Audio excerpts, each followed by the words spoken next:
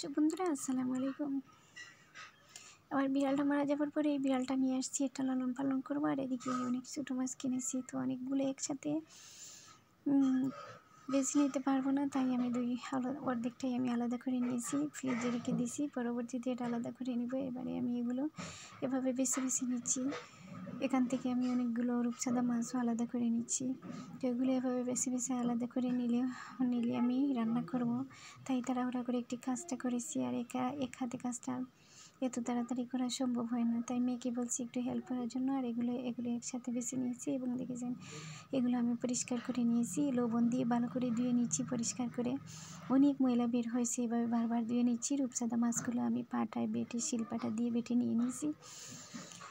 বেটে নিতে বলছি দর্শক বন্ধুরা, আশা করি আপনারা সবাই ভালো আছেন। আর যদি আমার চ্যানেলে আপনারা কেউ নতুন হয়ে থাকেন, তাহলে আমার চ্যানেলটি সাবস্ক্রাইব করে নেবেন এবং পাশে থাকা বেল বাটনটি ক্লিক করে নেবেন, যাতে আমি নতুন কোনো ভিডিও দিলে আপনারা তাড়াতাড়ি পেয়ে দেন। এখানে আমি রূপচাঁদার বড়া তৈরি করে নিচ্ছি। রূপচাঁদার বড়াগুলো সবগুলো আমি তৈরি করে নিয়েছি। আর এগুলো আমি রান্না করব টমেটো দিয়ে রান্না করে নিচ্ছি। তো এর আগে যত ধরনের মশলা লাগে সেগুলো দিয়ে আমি এগুলো রান্না করে নেব। সব ধরনের মশলাগুলো আমি কড়াইয়ের মধ্যে দিয়ে দিছি। আর যেতে আপনাদেরকে বলছি, যদি আমার এই ভিডিওটা আপনাদের কাছে ভালো লাগে কমেন্ট করে জানাবেন। আর আমার নতুন যে বিড়ালটাকে এক পলক দেখে নিচ্ছেন, এর জন্য একটু দোয়া করবেন, যেহেতু এই ঠান্ডার মধ্যে এই বিড়ালটা একটু ভালো থাকতে পারে।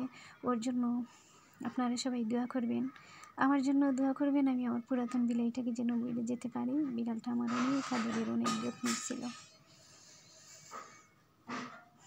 দর্শক বন্ধুরা, এবারে আমি এগুলো রান্না করে নিচ্ছি। আর যেতে বলছি সবাই আমার জন্য দোয়া করবেন, আর আপনারা সুস্থ থাকবেন, আমি এটা দোয়া করি। আল্লাহ হাফেজ।